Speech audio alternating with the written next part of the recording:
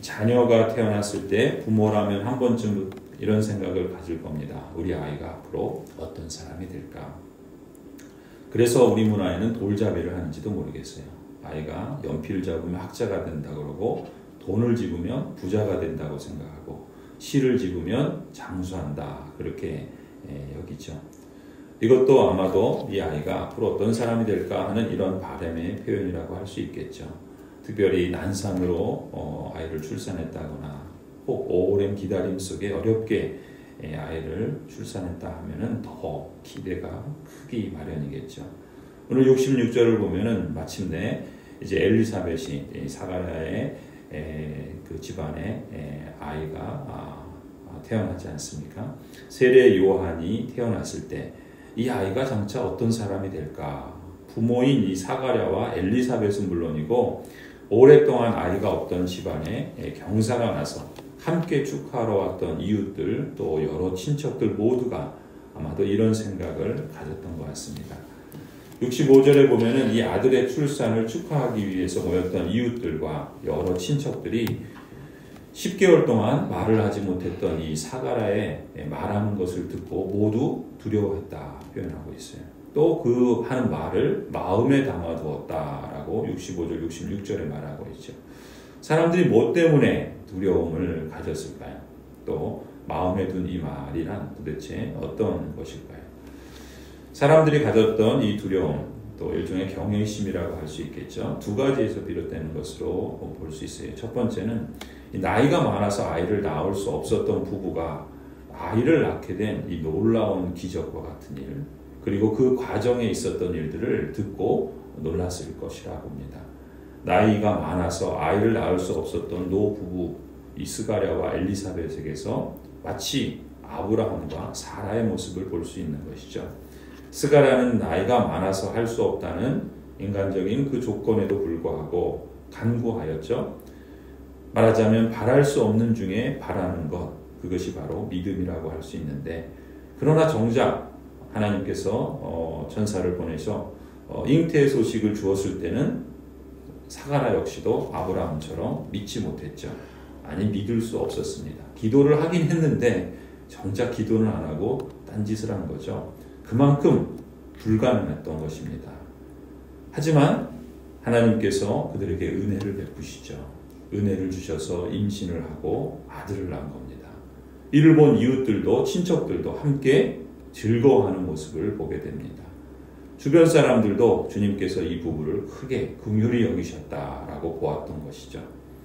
또 다른 한편으로 보면 어쩌면 기도하면서도 전혀 기대하지 않는 그냥 습관에 젖어 있는 그런 모습을 보는데, 이렇게 믿음 없이 기도하는 일에 대해서도 하나님께서 행하신 일, 그 일을 듣고서 하나님을 두려워하는 것이죠.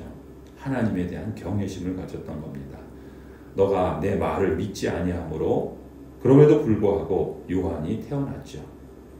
너가 말 못하는 자가 되리라 주의 사자가 말한 이후에 엘리사벳이 임신한 10개월 동안 정작 사가랴는 자신의 입으로 한마디도 말할 수 없는 벙어리가 되지 않았습니까?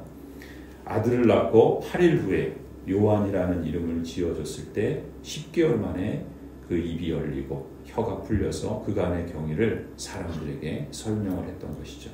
하나님께서는 결국 이 스가랴의 부족한 믿음을 통해서도 사람들에게 하나님의 영광을 직접 나타내신 것입니다. 지금도 하나님의 역사는 우리들 가운데 일어나고 있죠. 기도는 믿음이 많아서도 응답하시지만 때로는 하나님께서는 사가랴처럼 의심을 뒤집어 놓는 그러한 방식으로도 얼마든지 역사하실 수 있습니다. 하나님의 은혜이죠. 철저히 기도는 우리의 힘이 아니라는 것을 보여주는 역사입니다. 하나님의 은혜의 역사인 것이죠. 두 번째로 이 태어난 아기 요한의 삶에 대한 하나님의 계획에 대한 이야기를 듣고 두려움과 경외심을 가졌으리라고 봅니다. 앞서 15절에서 천사가 사가랴에게 이 태어날 아기가 주 앞에서 큰 자가 될 것이다 라고 말씀했죠.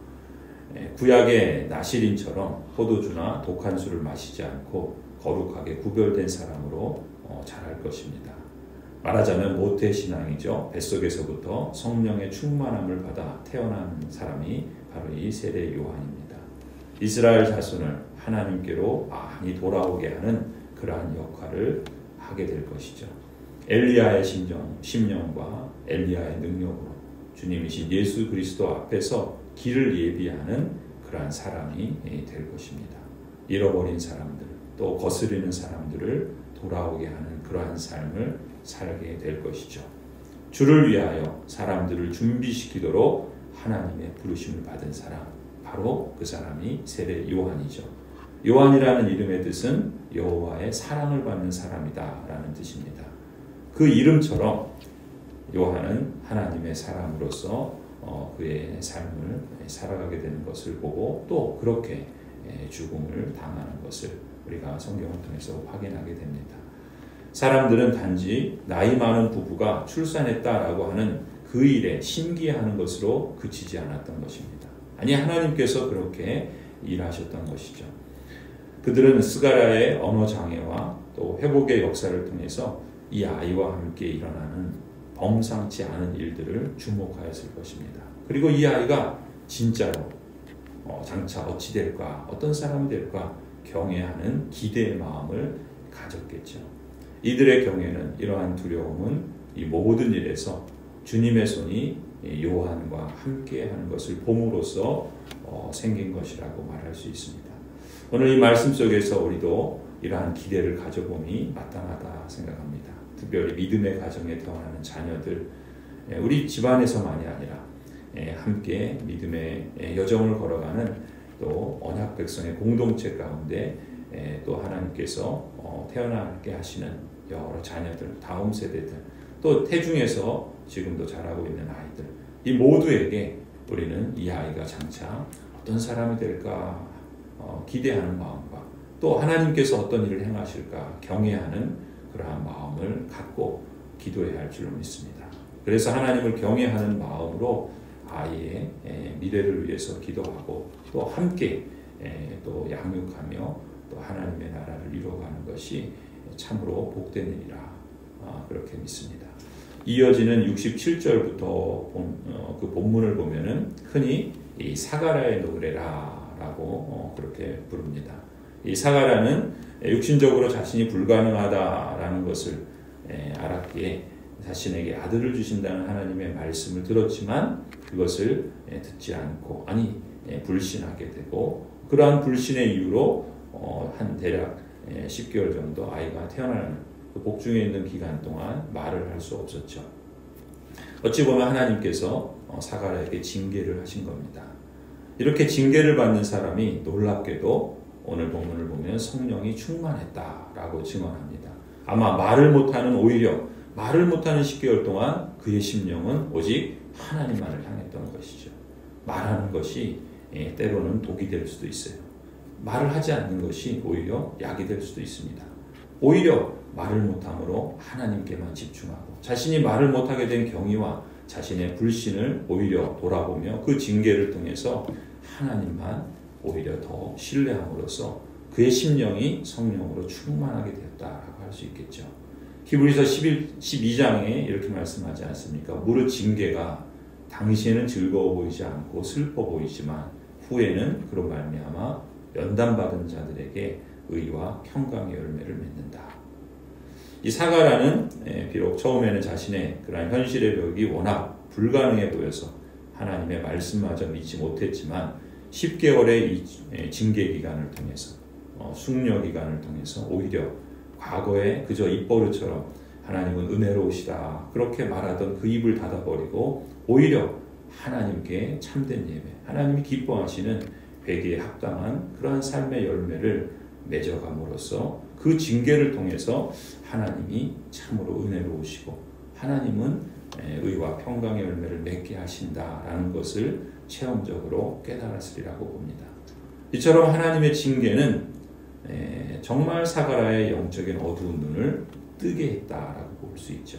눈만 뜬 것이 아니에요. 불신의 말을 하던 그 입이 말문이 열리니까 어떻게 바뀝니까? 원망하고 불평하던 그 입이 아니라 찬양이 터져나오죠.